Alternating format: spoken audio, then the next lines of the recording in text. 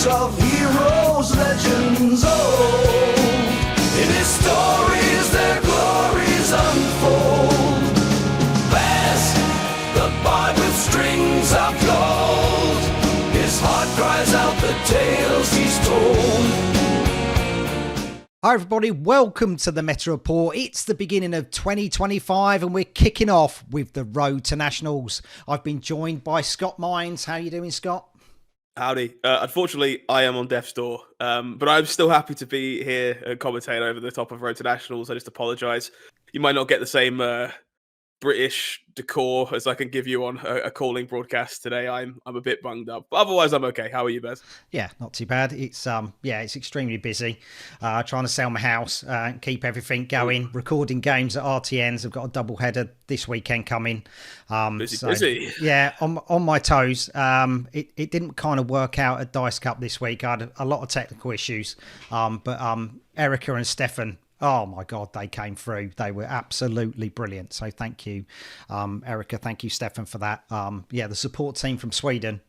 I couldn't have got there without them. So yeah, no better tech support you could ask for, I think, in that case. So yeah, lovely folks and a lovely job, I'm sure. Yeah, I've kind of become a guinea pig for their their server based like fab counter. So cool. Hopefully people have seen Erica's tweet. Jump on the beta and help to get that work, because that was absolutely fantastic. Right, but we're here to talk about Road to Nationals, and the Hunted has been out for 2 weeks. Let's see what's happened over those 2 weeks. As we go into this, okay, so these are the events that that has happened. So Calling Memphis is the top one. We've seen sort of like Viserai has become the #1 pick over the last couple of weeks for the big events. Big Purple is back, but there are a few changes, shall we say? So, indeed, steady here. Most notably, no Enigma, never at any point, which is very telling about the way things have shifted here. I'm a big fan of Big Purple, always have been. I think the deck is in a phenomenal position right now. It's just incredibly strong, much stronger than it ever has been before. But I love to see this little wave of acknowledgement of Syndra winning the calling, and then suddenly in the top 3 decks for every other event going forward. There's definitely a new big bad ninja in town. Yeah, there was the thing is, like you said, Calling Memphis was won by Syndra. Battle Hardened Memphis was won by Prism. That's the next one down. We go down the list. Calling Christchurch was won by Syndra, and Battle Hardened Barcelona. What a final that was! Banger, absolute banger. Like maybe one of my favorite games in like months, and I had the pleasure of picking up Arthur Trehay's Verdant's list. They sadly lost that finals to Jarl with. And I think it's a masterpiece. I think it's some incredibly clever deck building that just people hadn't figured out. And I'm so excited to see where it goes. And I was kind of talking to Liam Canning about this earlier. Isn't it amazing how many sweet and awesome decks can come out of the woodwork when Enigma's nowhere to be seen? Yeah, absolutely. Like, you get the Illusionist out of the way, and we can do all these funky weird piles of nonsense that don't lose to auras. It's spectacular. It's really weird how suddenly she has literally disappeared. There's a few, staunch supporters of Enigma. We'll see those sort of like when we do the, the Swiss breakdowns. But she's literally left the the that world Syndra of Brave. matchup is really hard. Like Viserai was already kind of touch and go, definitely winnable. Some would argue pretty even, but I found so far, at least in my testing, Syndra eats Enigmas alive, and she isn't going anywhere anytime soon. So, or maybe Enigma might be around for London after all. We'll have to wait and see. Yeah, indeed. I would say if you want to go back and watch the final for Battle Hardened Barcelona, it's going to be quite hard because YouTube cuts a stream off after 12 hours, so you can watch it live. You just can't watch the recording. So if you fancy doing streaming, it's probably best to make the cut after the Swiss round and then do a restream just for the top cut so people can go back and watch it. Lesson learned. Yeah. It's a shame that final is lost for time because it was quite a spectacular one. Yeah. But alas, there's still plenty of good games there over on Fabritorium. If you want to go watch some events, some matches from the event in Barcelona, highly recommend you doing so. Good players, new meta game, well worth watching. So. Yeah, and Ian Holland. Oh my God, he looked very dapper. He had a nice crisp suit on, nice crisp shirt. It was just like, wow, he looked really good. So somebody's taken inspiration from me, and I'm more than okay with that. Ian has been very vocal of my work in the past. It was great to see them in the booth. obviously doing incredible work on the League That Means Nothing, and just happy to see them getting a chance to flex their casting muscles. So yeah, big congrats to Ian and of course all their commentary partners over the weekend as well. Cool. Righty. But we're here for the RTNs. Let's break it down. We're going to do something a little bit new. Here we go.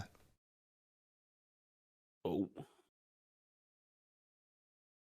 We are at Beachhead. So you all know where it is now in England. This was the Beachhead Expo Con in Bournemouth. It was a 2-dayer. This is the ProQuest Plus that was happened on the Saturday. People were playing for an invite to ProQuest London. So well worth a last sort of like bid to try and get those tickets. So as we saw in the last 4 previous events, Viz was a really good pick and doesn't change really, does he? No. I mean, small spoilers for the future of this. I got my first exposure to playing the deck in paper for the first time myself this weekend, and it's a bit good.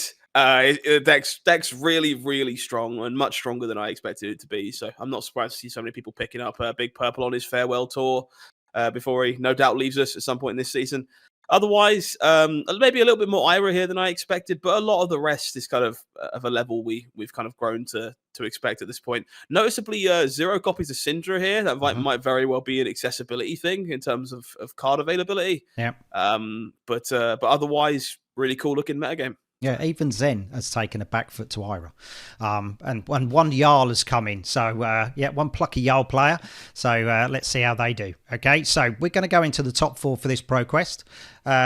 Here we go. So, Theo Mags on Viserai, Sean Nolden on Viserai, Jack Raven on Nu, and David Calf on Viserai. I forgot to do their credentials, didn't I? So Theo Mags, 2 skirmishes, Sean Nolden, 2 PQs, Jack Raven, 2 PQs, and David Calf, he's got some top 8s and top 4s, and he got a top 4 in the team event many moons ago. So he's a good player in his own right. He just hasn't managed to nab a win yet.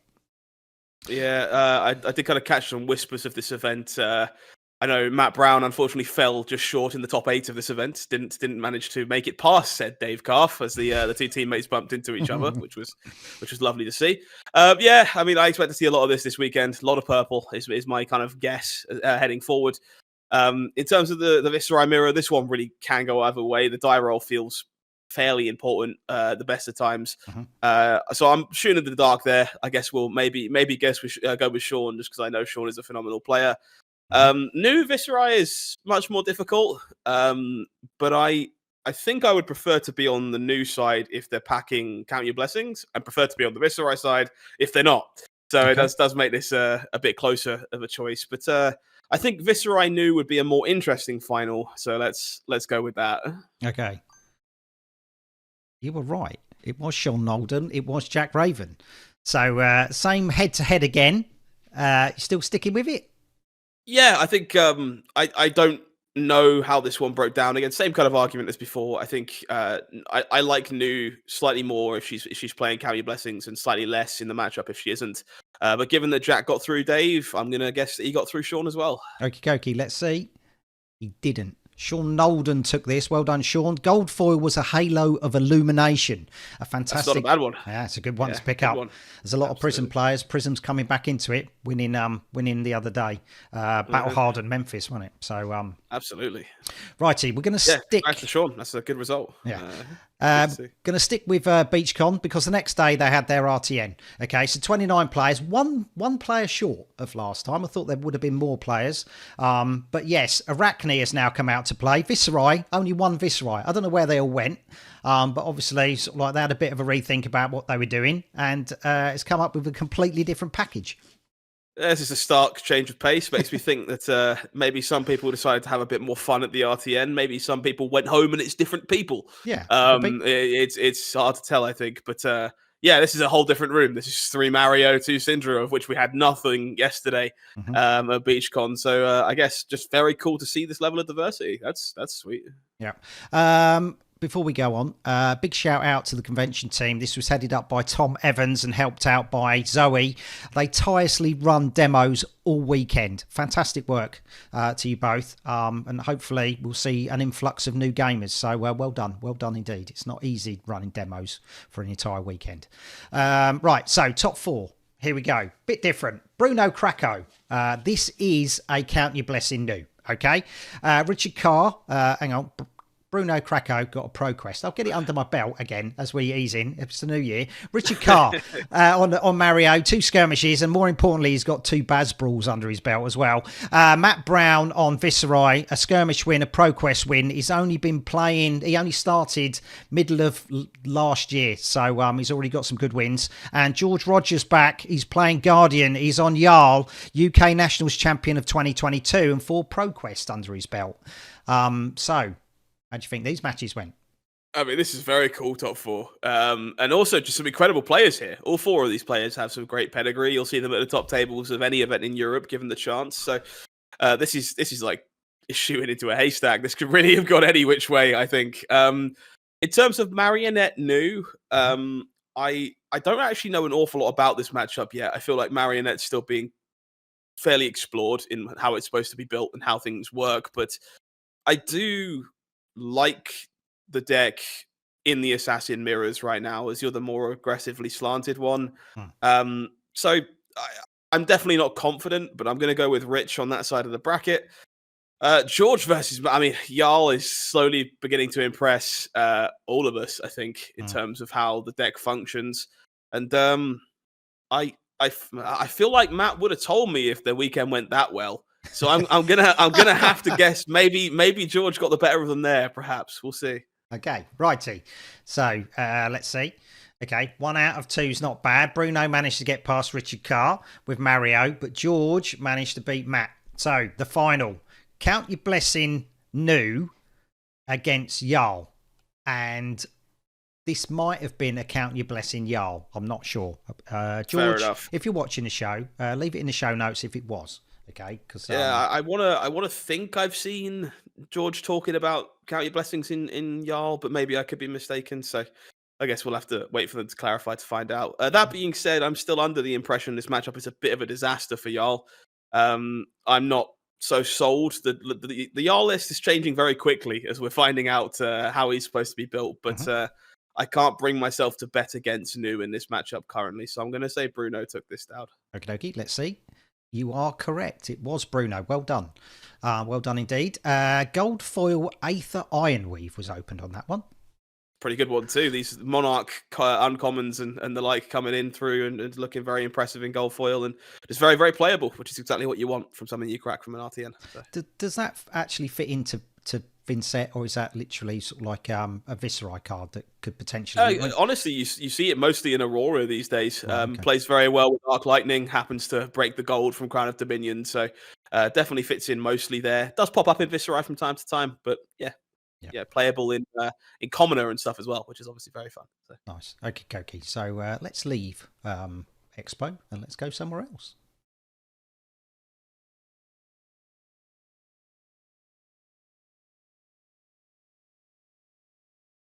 Okie, we're at Dice Cup in Nottingham. Now, I recorded this one. The games will be coming out this week. Like I said, there was some technical issues. I had a nice spotlight on some of the table that I couldn't get rid of. And more importantly, my health app basically decided to not talk to my computer and wouldn't link up all day. Apart from when Erica and Stefan helped me out. Okay, so 19 players. This was slightly smaller. They had a Magic pre-release that was taking the lion's share of the shop, I should say, and it is a big shop.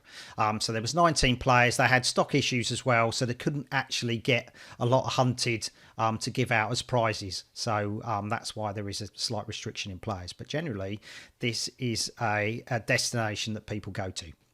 Yeah, going to be hearing that a lot. I think there was Magic pre-releases in a lot of stores this weekend.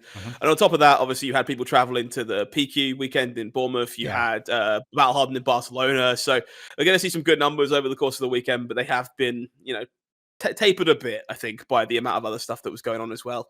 That being said, a lack of hunted not stopping these 3 Arachne Marionettes, which is kind of fairly impressive, actually. The deck is quite hunted intensive in the cards that you require, so fair play to these players for putting it together. Perhaps a little more surprised by 2 copies of Dorinthia, who has definitely not had a spotlight on her recently. So Yeah, one was Samee Braben, double axes. I recorded his game. His game was phenomenal against Tom Hazel. I think that's round 3, so that is something to look forward to. I was sitting there. I am looking forward to that. I'm happy to see Samee playing some non-wizard and Hatchet Dory. Yeah, sign me up. Yeah, he just lost to Hamish in one of the rounds. When I spoke to Hamish about it. Right. Okay. So let's get into the top 4. Okay, so spoke about Hamish. He's quite a big Viserai player, so no surprise he makes it into the top 4 playing Viserai. Noah Hicks on Viserai. He's got 2 skirmishes and an RTN under his belt. Darren Hazeldon on Enigma, 2 skirmishes under his belt, and Tom Hazel, he's got a Pro Quest and he's playing Mario. Yeah, I think the easy one to solve here is probably, in my opinion at least, the Enigma Marionette matchup. I still think it's very favoured for the Illusionist. Assassin typically has a pretty hard time at handling what Enigma gets up to. And, Mario isn't quite slippy in the ability to give go again. So I feel like I'm probably always betting on Enigma there, and will be pleasantly surprised if that wasn't the result. Okay. In terms of Viserai Mirror, I can't bet on the original purple player themselves, can I? So I gotta hope that Hamish managed to make a run at this one. Okay, let's see.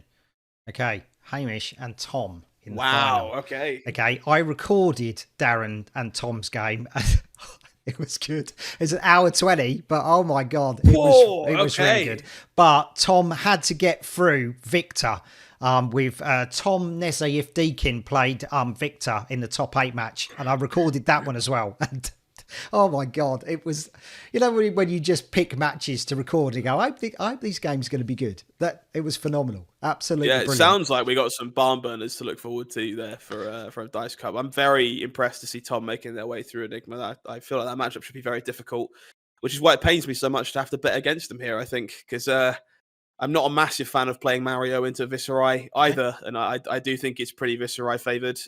It's a large part of why I played Viserai this weekend, is how good he feels into the Assassins. So I'm going to guess this went to Hamish. Let's see. It did go to Hamish. Well done. First RTN win. Got some top 4s before.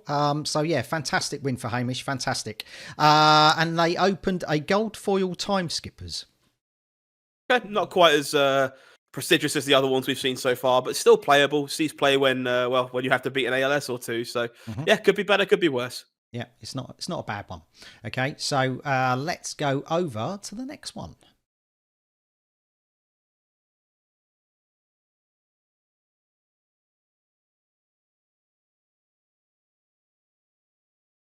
Okay, Fanboy 3 in Manchester, 37 players. So numbers are going up, but this isn't the biggest event of the weekend. Ooh, okay, very cool. Yeah, so New and Viserai take on us here, and oh my God, a whole host of others, and a Slippy.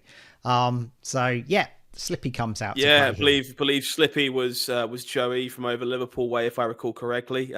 Small spoilers. I was at this event. It was the RTN I chose to go and play this weekend. And I was ecstatic to see this room. This was a room that had to compete with a Magic pre-release, so we were capped on number of players that could be involved. And most of the normal Murderers Row you'd expect to come and visit a Fanboy 3 RTN, the likes of Rob Catton, Liam Holden, George Jones, all in Barcelona this weekend for the Battle Hardened. So this could have gotten much bigger if it had fallen on a different weekend. But it just goes to show you the level of growth that's been happening in the north of England recently. The armories at Fanboy 3 have been 23 players these last few weeks, which is exceptionally impressive for an armory. Yeah. And the scene is just continuing to grow, continuing to thrive, and it's all because of the passion of those players. So very happy to see this kind of numbers for an RTN as well. Yeah, we've noticed that Manascrew numbers are going up. People are coming back. We hit 14 players for a draft, so that was really nice last week. But it just shows that people are returning to the game, or new players are coming in. So really, really good. With Rob Catton going to Barcelona and Liam as well, it kind of just shows the pull that the World Player Points is now getting. It's getting that momentum, and there's always going to be events like each month for you to go and get points at. Totally, absolutely, yeah. I'd have probably been in Barcelona myself if I had known what my work schedule was going to look like a bit sooner. But I got to benefit from not being able to commit to that and coming to play this RTN instead. So Okay, so let's see who made it into the top 4. Oh, look, Scott, you're here. You've got 2 RTNs under your belt, so you like Road to Nationals. You're on Viserai. Paul Wright's on Viserai. He's got a Pro Quest under his belt. He's also done some commentary, like yourself. He did the UK Nationals last year. Lila Catton, used to be Lila Green, but Rob's made an honest woman of her, and she's now Catton. So 2 skirmishes and an RTN under her belt, playing Aurora. More than likely an updated list from Rob. And Matthew Huell, 2 skirmishes under his belt with Prism. Yes, unsurprisingly, I have some spoilers for how this one goes. I was in the room and in this top 4. Sadly, the top 4 was the first game I lost all day, which is a bit of a shame. Went undefeated in Swiss. Made my way through CYB new in the top 8, and then proceeded to take 40 plus damage from Paul in the Viserai mirror in a single turn with a big old Ninth Blade and a pile of insurmountable rune chants. I'm sure he'll share the photo of that turn with you if you ask him nicely. It's been in most Discord servers I'm in over the course of the last day. So Paul was very happy to take that one down. Sadly, the Aurora Prism matchup didn't get to happen because Layla did have to hit the road and make the way home. So I know Prism made it through on that side of the bracket as well. Righty. Okie dokie. So let's show that. There we go. So Paul versus Matt. This one was a bit of an upset, truthfully. Prism not typically happy to see Viserai. I had a pleasure of Tim, who's did very well over in Prague. Was my last round in Swiss, and I won that game with 37 life left, which should really tell you how that matchup normally goes for Prism Viserai. But Matt putting on a bit of a clinic, finding a very good Erudition start and managing to pull out a win for Prism here, which was very impressive. So did he manage to keep any wards around? I mean, I don't suppose he does at all. No, I didn't watch the game in detail. I was halfway on the train home myself at that point, having had my butt kicked. But I did see the opening turn, and it was quite spectacular, which is exactly what you need to kind of manage to steal a game away from Viserai. So yeah, impressive stuff and a well-earned victory for sure. Yeah, we've seen some Prisms coming out with some fantastic starts. Even Battlehard and Memphis watching that final was just like, off to a good start, and that's what they need. So confirmation there, Matthew Huell winning. Well done, Matt. Well done indeed. A long-time Prism player. Righty, let's go over to the next one.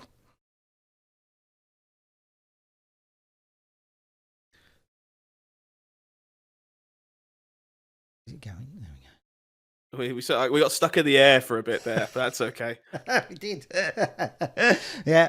Righty, if you like the transitions, then I'll keep them in. If you think they're a bit, then let us know. Just trying something new so people can see where the shops are and where they are in the country. Okay. So not a lot of information coming out of Geek Retreat. So 32 players I know, and this is the top 4. I'm not actually sure what the matches were, so I've just popped them in. So the players are actually sort of like, we can see where they are. Thomas Farrow, Joseph, we'll call him Worley, on Prism. Anya North on Azalea. Thomas Farrow, he's got an RTN under his belt, and James Thorgood has got a ProQuest under his belt, and they're both on Syndra. So we're seeing the new Ninja make its mark finally. Yeah, I think this deck is really good, and I think, truthfully, we'll see more of it in the coming weeks as these card accessibility issues start to be resolved a little bit, hopefully, and people can kind of explore these new heroes in their full extent. But this Syndra deck is really good. I think people are going to continue to flesh it out. Obviously hard to guess here as to what these matchups were because we don't know, and it really could go either way. I think Azalea is honestly surprisingly looking pretty good against these other 3 here, but it really depends on how they were paired into each other. So let's just show the final, okay, and then I know these 2 were in the final. So Joseph versus Thomas, Prism versus Syndra. So the same matchup as Battlehard and Memphis. Yeah, so from what I'm led to believe, this matchup is surprisingly kind of close. Prism typically quite good in the ninja matchups, using a health total as a resource there to kind of bolster and build the board, and then let the heralds do the work from there. With opponent doesn't want to block, but Syndra kind of has that never-ending pressure of mass triggers and the ability to flick knives. Which is a bit of a nightmare for your angels if you're trying to keep them safe and don't have any spectral shields. So it really can break either way. I have enjoyed being on the Syndra side of it so far, so I'm going to guess that Thomas took it down on Syndra. Okay, let's get confirmation of that. It wasn't. It was Joseph. Prism has won another one. So she's showing that she's got what it takes against sort of like, long chain attacks and sort of like low damage. She can still make it through. Totally, yeah. Probably due to no poppers in the Syndra deck.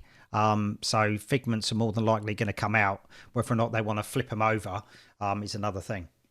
Yeah, it certainly helps. I think in this matchup, a lot of those angels kind of have to be flipped strategically. But this matchup is close. But I think, truthfully, I expect Prism to get much better in the coming weeks as we go through RTN season. I think some of her worst matchups kind of involve the Rune Blades of the format and like the Ninjas of the format. And there's a good chance we lose Zen and Viserai in the near future.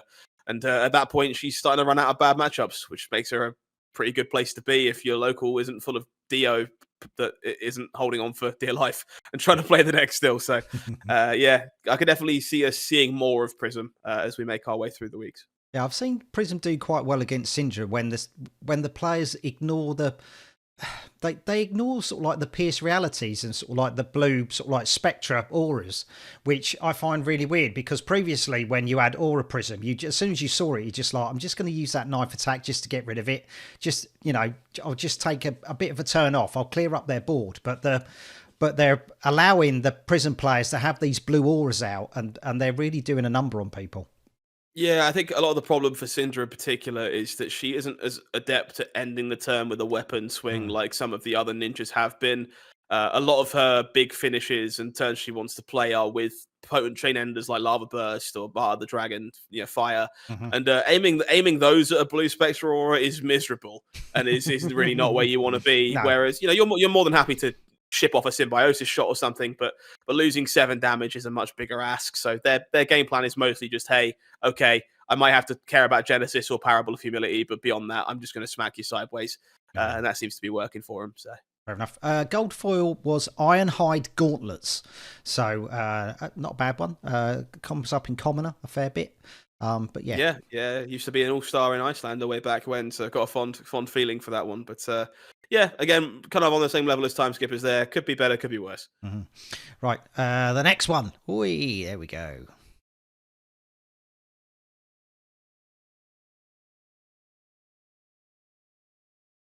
Okie dokie, Spellbound Games in London. So these guys, Hung, who works at Spellbound, owns it, runs it. He's made himself a mark in London, coming out and running lots of fab events starting last year. He's done very well. Very, very good reputation for that store. 39 players. This is the biggest event of the weekend. Well-deserved, Hung. Well-deserved indeed. You can go and watch all the games on his Twitch channel. Which is Spellbound. There we go. Yeah, very impressive stuff. If I'm not mistaken, I think this is their first Road to Nationals event, which is incredibly impressive as well. And yeah, huge commiserations to the store down there. They've been doing a great job of building up a scene, and it shows because no doubt, much like Fanboy, they had plenty of players disappearing to Barcelona to enjoy the Battle Hardened. So who knows exactly how big this could have gotten if it was on a different weekend. Yeah, I don't think the London players got the message about Viserai being the most represented deck. Evidently not, no. I mean, I'm not surprised. We know a lot of the London lot have their class affiliations, which makes a lot of sense. I'm actually kind of surprised to see quite so much Ninja in this room, if I'm honest, between Syndra and Zen. But I expected New to turn up. I expected a weirdly high number of Vincent, because they do tend to have a thing for her down there as well.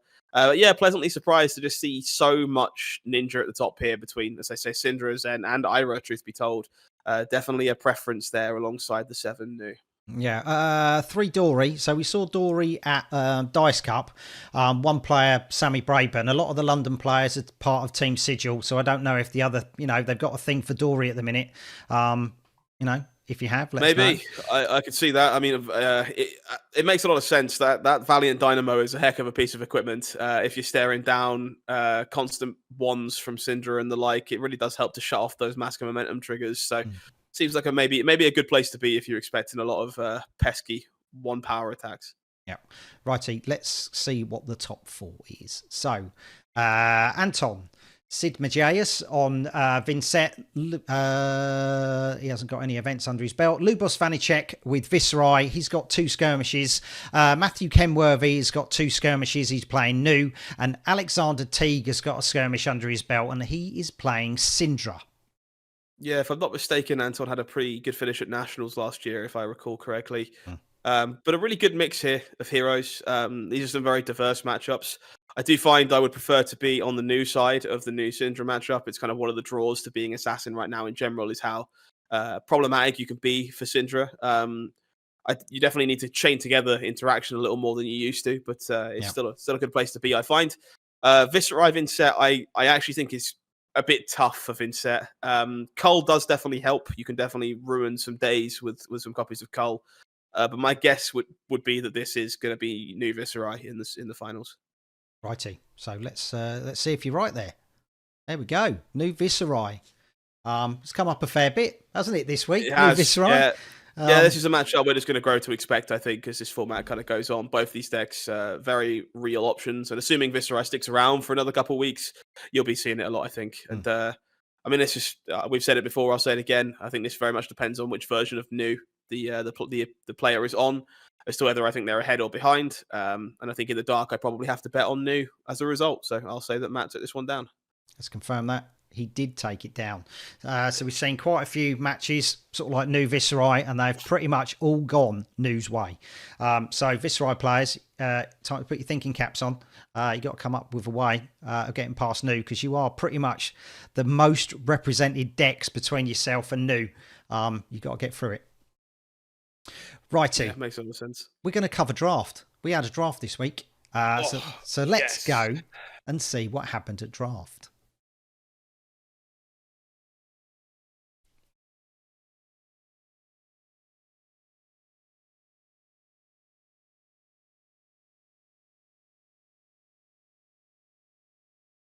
Okie. Righty. Card Goblin in Loughborough used to be Church of the D20. It is now Card Goblin. I don't know how many players turned up. That's why we've got the 2 kisses. Right. 4 Arachne, 2 Syndra, 2 Fang. I quite like only having 2 Fang, because I think if you're the 3rd Fang, you haven't got enough attack reactions and you haven't got enough ways to mark people. That's what I've found in my experience. But I could be wrong. What do you think? Yeah, I tend to find myself that Fang is probably one of the heroes that you expect there to be 3 of in a lot of these pods, because the Draconic pool is designed to facilitate the most players between it. And yeah, it can get a bit messy if people don't want to give up on a lane and maybe don't want to take the hunters instead of the Draconic instance and stuff. But there's typically enough stuff to support 3 Fangs, I find. Same as 3 Syndras. I think for me, I would have alarm bells going off if I was one of these 4 Arachne. Personally, it's the hero I prefer to see 2 of in the draft pod. You can facilitate a 3rd, but things get a bit sticky, in my opinion, from there. The 4th, I would really hate to be the 4th Arachne in this pod. So I think the Fangs are going to be very happy with where they are, and the Arachnes are probably going to be very upset with where they are in this particular pod. So yeah. Okay. So let's see how it shook down into the top 4. So Reese Francis on Syndra. I recorded him in Dice Cup. He was playing Jarl, and his Jarl deck was very nice. He was playing Syndra. So Tom Nesayef Deakin playing Fang. He was playing Victor. Made it into the top 8 at Dice Cup the previous day. Kane Wilson on Syndra, and Chris Chalk on Mario. So whether or not Chris was a happy bunny, I don't know. Leave a comment, Chris, and tell us. Well, they are the only Arachne that made it through to this point. So the other 3 did bite the dust, which is probably fairly telling of how this draft went. That being said, I find I would still rather be the Arachne against the Syndra. It's a bit closer because both the Syndras in the pod are in this top 4 here. You're probably feeling that their decks are a bit stronger. But I would still rather be on the Arachne side the majority of the time. And in a similar vein, I'd rather be on the Fang side of the matchup as well. But that feels a little insensitive knowing the pod breakdown. So I'm gonna go for Reese taking a win over Tom on Syndra and Chris getting the better of Kane on Arachne. Okie dokie. Right, 1 out of 2 ain't bad. Okay, No, but I'll take that. You've pretty much got everything else right with the winners. So what do I you missed reckon? one. Yeah, I'm not perfect this week. I'm trying. You're poorly. We'll let you off. You're a bit That's poorly. not how that under the works weather. at all. But okay. Yeah, I mean, this is definitely more of a tough feel because we have kind of one of each of the 2s in the final, which is kind of what you expect from a pod that broke this way. I'll fall back on my previous analysis that I would prefer to be on the Syndra side of this the majority of the time, even though I expect both of these decks to be kind of strong. So I'm going to go with Kane here. Okay. Let's see. Kane did win. Well done, Kane. Mage Master Boots was opened, so not a bad one. That's not a bad one. That's actually maybe a little more coveted than it used to be, given how powerful it's been in Enigma recently. So yeah, I could definitely see that one having some appeal. So Kane also won on his home turf, so it's always a nice one for an RTN. Isn't it? Love it. Got to keep those prizes away from those dirty travelling players. So yeah, love it. Really, really good. Righty, so let's see. These are all the players that have qualified so far. So if you make it into the top 4, you qualify for your nationals. The pressure's gone. Yeah, okay, you are there. So you are the lucky few, the 24 that have made it through. Okay, we'll keep this up to date. See who wins multiple qualifications. So everybody else who's sort of like twitchy bum on Elo can try and get in. I have seen that a few players have returned to Fab. Just to get their five updates of Elo, so they qualify for nationals. we did see some jokes over the weekend. I had the pleasure of sitting at 5-0 in the Swiss rounds and saying to a few people that the ultimate flex here would be for me just to drop, wouldn't it, and just be like, well, I've played my 5 games, I'm safe, I'm qualified for nationals anyway. But yeah, it's definitely some whispers going around. I'm not sure how I feel about that, truthfully, but for the most part, more players is going to be a good thing for the game. So yeah, I think returning players just to dip their toe into it. I mean, they're good. If you qualify for nationals, you're a good player. So you know what I mean. I don't know how I feel about that. I am on that list, and that's questionable at best. So we'll see. Fair enough. Right. Okay. So this list will grow. Okay. Let's go on to the meta map. Here we go. So Fanboy 3, Manchester, Matthew Hewell with Prism, and Geek Retreat Sunderland, Joseph Worley with Prism as well. So it's weird. The North is not normally illusionist country. It's normally Runeblade country. So I don't know actually what is going on for the Road to Nationals, but certainly they're bringing some light to up north. Certainly are. Yeah, I'm hoping they stop doing that, because personally I like playing things that are bad into Prism, but maybe we can break those mechanologist shoes back out again just to prove a point. Righty, into the Midlands. There we go. So Hamish winning with Viserai on Dice Cup. You'll see his final.